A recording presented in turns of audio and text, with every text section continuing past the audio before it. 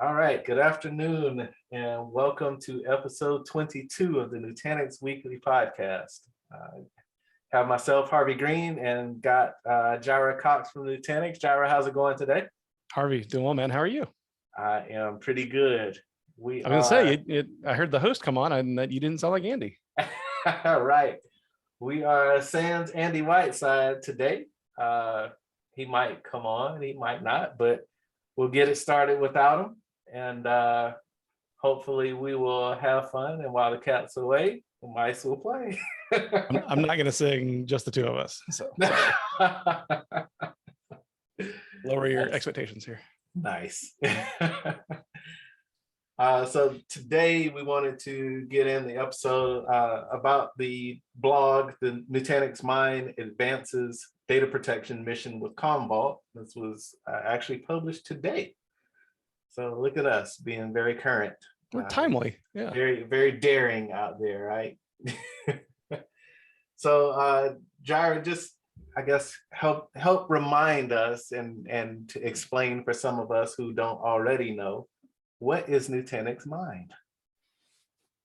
Yeah, so Nutanix Mine, right? One of the newer products, right, for sure, that you'll hear attached to Nutanix, and one of the newer use cases as well, I would say, beyond that, is targeting Nutanix Mine as a backup platform. So it's something that the platform actually is remarkably capable of doing, works very, very well, but not, been our 10-year, 11-year history of the company type of use case, right? It's newer than that.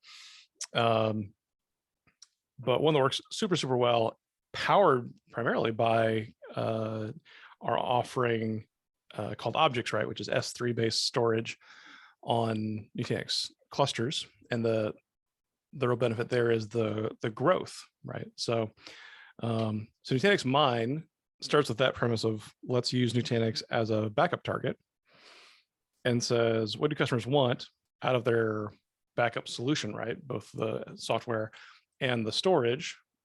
They want ease of use, right? They want simplicity, they want integration, they want to do less work, not more. And so Mine is what wraps all of that up in I'm noticing we kind of get right into it, right? Like there's very little preamble on the Jirah Harvey we do focus show. I was like, wow, like we're really deep here, and we're like probably like 3 minutes in. We're gonna get in and get out. I'll back us out just a little bit. Let me ask a crazy question here. One of the things that you mentioned in talking about Nutanix Mine is objects, and you made the reference to S3 storage. S3 is a term that I'm sure some people have heard before, and it might be new to some people. What is S3 storage? Yeah, great question. So like of all the ways you can write a backup, right? Like you can write it to a tape, which ultimately needs a file system. You can write it to like a NFS share or SMB share on a NAS, in which case the file system lives remotely on that NAS device. Of course, you can do anything you wanted to block storage as well. Like you can give your backup solution, just a disk and say, write to this thing. S3 is a storage, I'm going to say protocol. Someone might argue with me on that, but I think it gets the idea across. It's a way to write data to a storage target that is primarily like usually very cloudy, right? Amazon invented it like 10 years ago. It's what does it stand for? Good pop quiz. Simple storage service. I think we got there. Look at that. So the ability to write a file and then retrieve it, right? And maybe it comes from one location, maybe it's replicated and geolocated, and you would use that to run like a CDN, and store stuff, around the world, replicate copies of data. It's just a way to write data and then retrieve it later. And it brings some interesting capabilities. The first one is, since it's really abstracted from the underlying file system, it can grow to be huge, right? Like I think each piece of data can be like maybe like 5 terabytes or something ginormous, but you could have millions of them or billions of them. And so you don't hit underlying storage limits really as easily when the storage system like Nutanix can scale out underneath that S3 protocol or the protocol adapter or whatever's doing that S3 handshake and the HTTP or HTTPS to block storage conversion, like which for us that would be objects doing that for you. So that's what S3 is. The scalability, the simplicity, and then also really the security is what really brings it in, makes it very, very fashionable for backups today, right? Because of the world we live in right now, the current cybersecurity climate, right? All the attacks happening, a lot of attacks commonly, they can take out, I've heard of stuff that wipes the storage array itself, wipes the hypervisor, can wipe like blade chassis. That's just being petty right there, right? If you're gonna wipe my hypervisor installation on a blade server, like, man, you're really going for like the Grinch took everything. Yeah, pretty much. Yeah, and then can also wipe the backup storage target, right? And now if I take your backups away and take the primary data away, you're gonna have a really bad day. So with S3 as a protocol, the protocol supports worm storage. So I can tell the backup provider, like objects on Nutanix in this case, this data is never allowed to be changed ever, right? I mean, you're going to write it once and then you can read it a bunch of times, write once, read many, worm. There you go. But I was just going to get to asking you that. You went ahead and did it anyway. But it's not allowed to change. S3, to get really nerdy, S3 even supports that, I think natively as a protocol. It never changes data in place. If you want to create an update to a file, it actually writes a whole new file out and then just throws away the old copy of it. It never does granular modifications to a file. I think, keep me honest, I didn't invent S3, but that's my understanding of it. So then worm just says, deny that, write a new copy of the file, right? We're going to keep the old one around and nothing, it can never be destroyed until it's hit like your perhaps legal retention requirements, right? I must keep it for 3 years and it cannot be changed in that time frame. So I can think of a lot of different scenarios in which that kind of data integrity would be very important. Like backups? Like backups, yes. Like if I wrote it and I want to come back in 5 years and pull it back up, it shouldn't have changed in that time or been allowed to change in that time. Well, and that's the difference, right? Not being allowed to change at all during that time. That's the big one, right? Because when something happens, like your Grinch stole Christmas analogy there, when somebody comes in and they wants to wipe completely everything, they can't change that backup file. Why not? Not allowed to. Why? How can that help me? What does ransomware do? Yeah. No, for sure. Totally. Absolutely. Comes through and tries to encrypt or change every file you have. But what happens, Jirah, if it's not allowed to change your file at all? Usually the ransomware stuff I've seen. Yeah. Usually the ransomware stuff I've seen, it fails out, right? Like if it can't know that it was able to create the encrypted copy, it never deletes the primary, right? Because that's its whole failure mode, is it's trying to not destroy your data, just encrypt it. Right. Or encrypt it's there to hold you hostage, right? Yeah, exactly, right? Otherwise just a virus, right? Ransomware only works because the data is in theory retrievable. So they've got to have an intact copy of it. So that's the history lesson, right? Of like launching Mine, using Nutanix. We can talk more about like why Nutanix is a platform. But so then like that's the table setting of like, and now what's really new here, right? And the what's new is, so now Commvault getting in the hot tub, right? So that simplicity of saying, how do I deploy the entire thing, right? The application that does my backups, my backup team, my backup admins will use day in, day out, and the backend storage that it will write to. How do I deploy that as easily as possible? Have that integration, for common dashboarding, all that good stuff. And so that's where Mine, and now with Commvault as an option there, right? Commvault can be the backup product layer that runs within your environment and writes to Nutanix Mine storage to create that enterprise grade, fantastic RPO, RTO, strong SLA platform and offering to do enterprise grade backups on the Nutanix platform. Whatever you choose to back up, whether you're backing up, physical, virtualized, whatever, right? That doesn't matter. That would all be between you and your software vendor compatibility list. So if I'm already a Commvault customer, I can keep using the same Commvault that I know and love, and this just gives me another place to back it up to.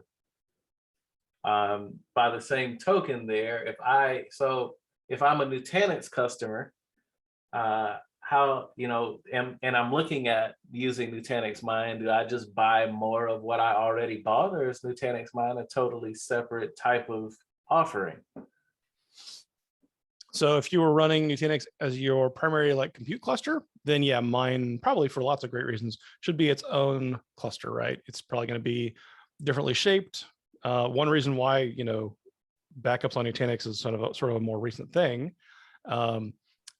It comes down to logistics of just like form factors, node shape, disk sizes, right? I want, if you're doing backups, yeah, we want those like 18 terabyte, HDDs, right? Hard drives in there. We want to get lots of them, right? So we love these new form factors that can take like 24 3.5-inch full size disks in 2U, right? Very, very dense, very huge nodes that are pushing, I think, 300, 400 terabytes raw storage in 2U, right? Just staggeringly huge nodes that work really, really, really well as a backup target.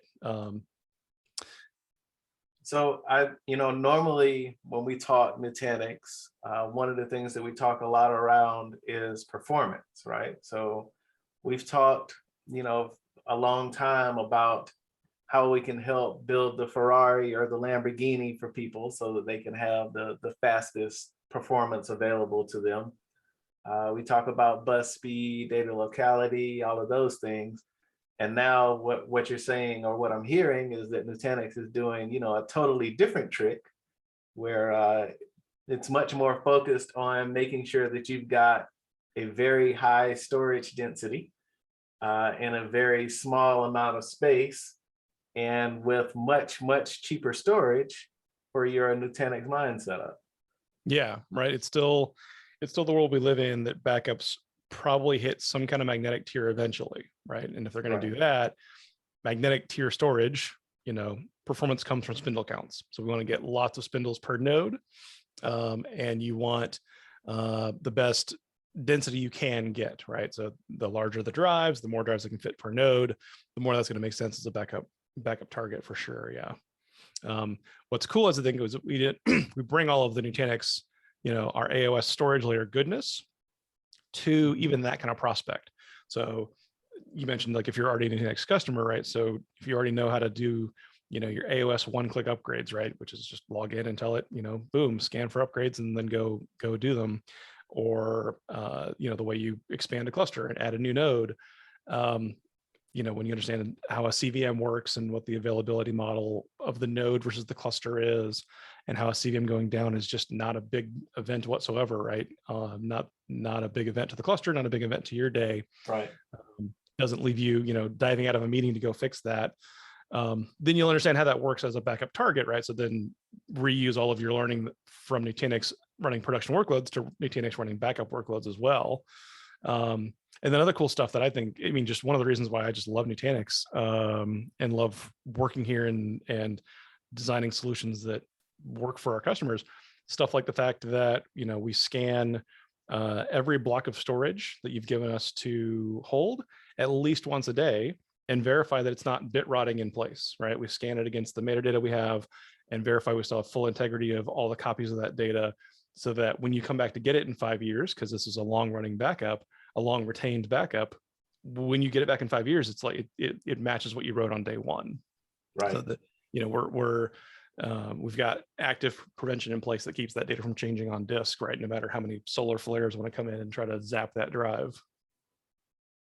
So that's great. Yeah, that means that there's definitely some more added benefit in using Nutanix Mine and using all of the features and functionality that's already built into AOS to continue to, continue to help with the complete life cycle of your data all the way through backup and archiving for years. Yeah, and fundamentally, right, it's in our DNA that we want customers to have choice, right? So if you've already grown to love Nutanix as a storage platform, don't want to learn another platform for backup, and it has performance and availability and data integrity benefits as well, right? So it's not just easy for you; it's also easy for your data. Right. Yeah, let's go with that phrase. You know, you know, have even more options right under that Mine family of jointly engineered, jointly supported offerings that let us meet customers where they are. Right, if you're already a Commvault customer and that you love Nutanix storage, this is, you know, two great tastes that taste great together. Nice. So if I'm listening to this today and I'm a Commvault customer, but I'm not yet a Nutanix customer, can I still get mine? Can I still use all of this lovely, you know, all these lovely features that I'm hearing about right now? Yeah, for sure. So you can start anywhere, right? You can start with Nutanix just for backup. If, you know, if that's all that you know, your depreciation cycle has you planning for this year, that's totally fine, right? Nutanix running Mine, doing the S3 storage, running almost any choice of backup solution partner, including, of course, today's announcement, Commvault.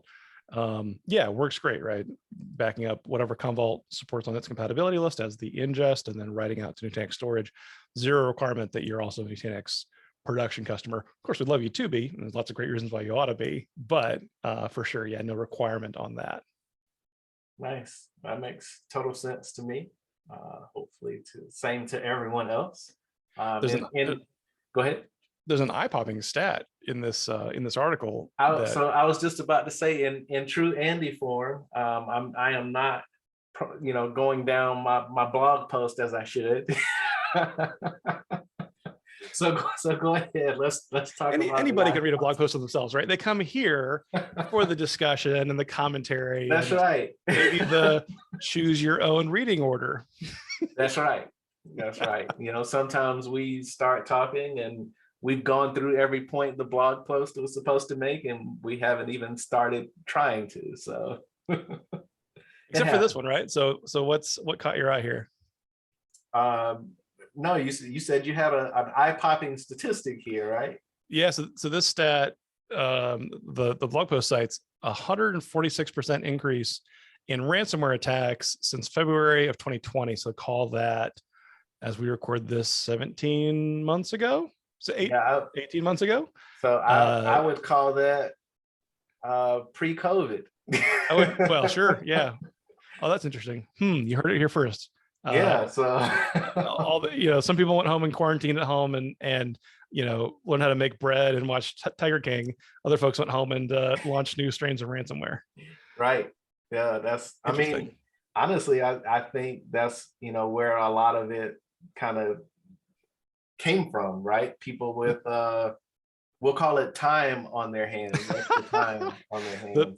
The facts support the conclusion for sure.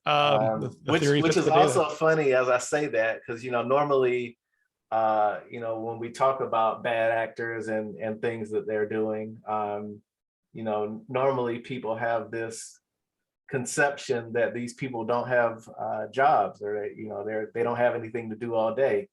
I think this probably supports the conclusion that they actually do have something to do until COVID hit and they were on lockdown. Oh yeah, no, as many attacks as you hear about these days that are from either like state-sponsored shops or at least not, you know, shops where the state is turning a blind eye to their operations. It's just, it's a wild thought to have, right? That those folks had to go work from home too, right? There's some middle manager at some kind of a terrible ransomware, you know, command and control development and operations shop who's like, I've got to monitor all my, you know, bad guys working from home, make sure they're being productive, you know. whole different degree of empathy there, right? That is hilarious. What a wild mental picture to have. Yeah, okay, but we're way off topic now. we said short and sweet, get in, get out. So it's just wild, right? I think that's 146%. That's a 2.5x increase in amounts of attacks. And I think if you look at, you know, calendar 2019, that wasn't a no ransomware year, right? There was plenty of events that happened then. And now for, you know, 2.5 times that amount. That's, I mean, it jives with what you see in the newspapers, right? Right. Those aren't a thing. It jives with what you see online. It jives with what we see, right? I mean, Yeah. we've seen that pattern for sure, that it's a lot more prevalent now than it used to be. Yeah, attacks left, right, and center. Yeah, that's interesting to me. I can't vouch for, you know, 146%, right? But I can definitely vouch for it's a lot more common than it used to be. I'm definitely not going to come back and say, well, no, it's not 146. It was only 143. You know, it was definitely a big deal.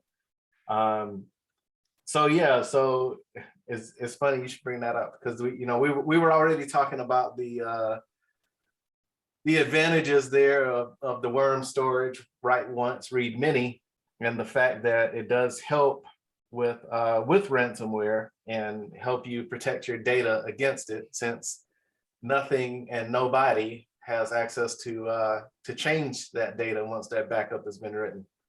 I think it speaks to the why more than anything, right? Like, is Nutanix a great platform for data storage? Absolutely. Including backups? Also, yes.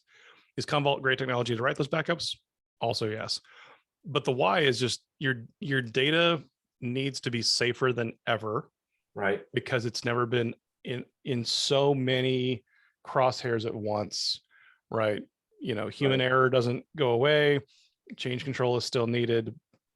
All that is more or less, I'd say, static. And then everybody outside your firewall is trying to get to your data more than they ever have, right? So yes, does Nutanix, you know, Mine with Commvault have ease of use benefits and creature comforts and great data integrity as a platform? All of the above, for sure.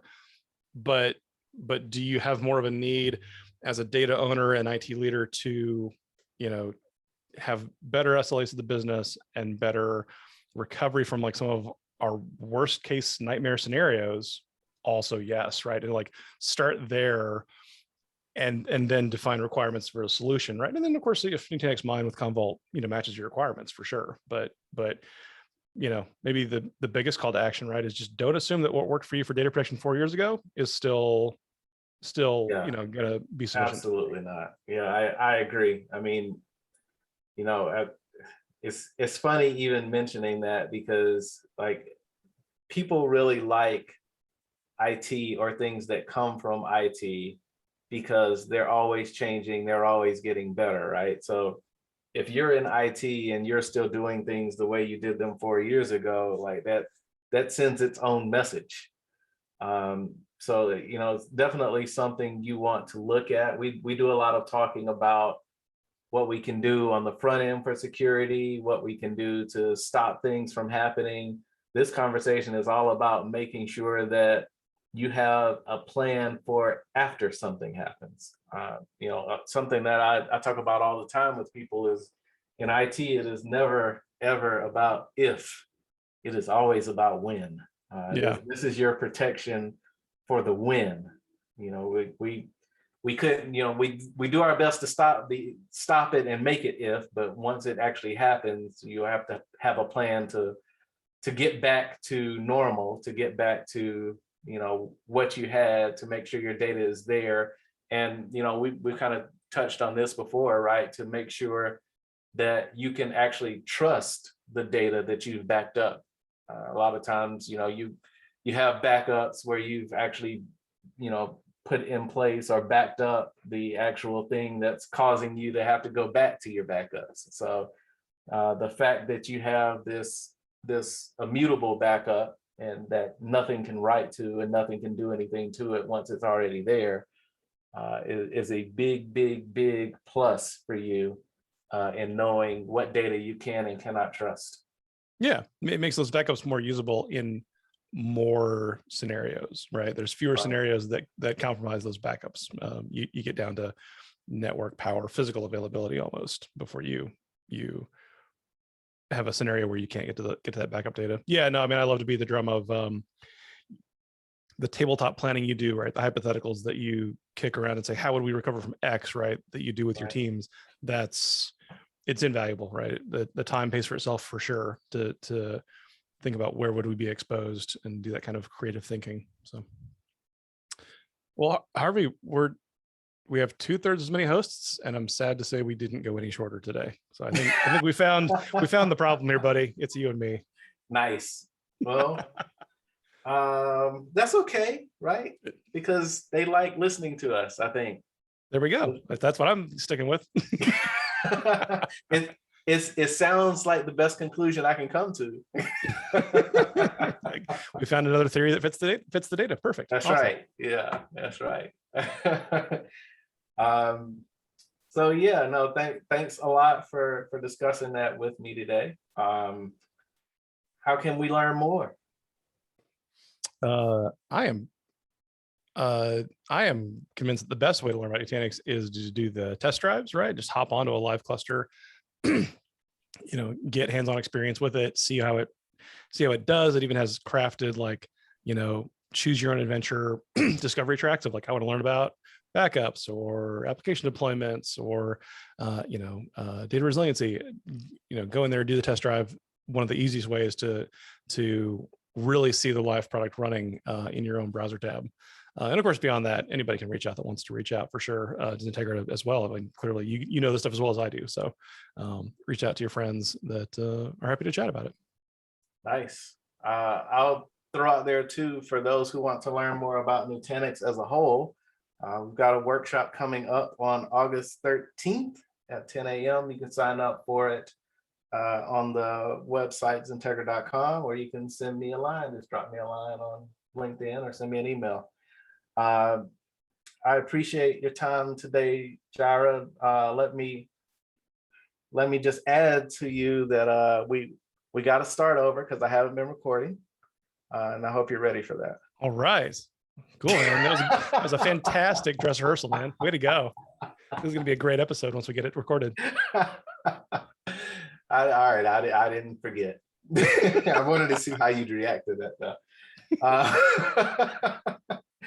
All right, thanks a lot, and we'll look forward to everybody's topic and feedback on this one, and we'll do the next one.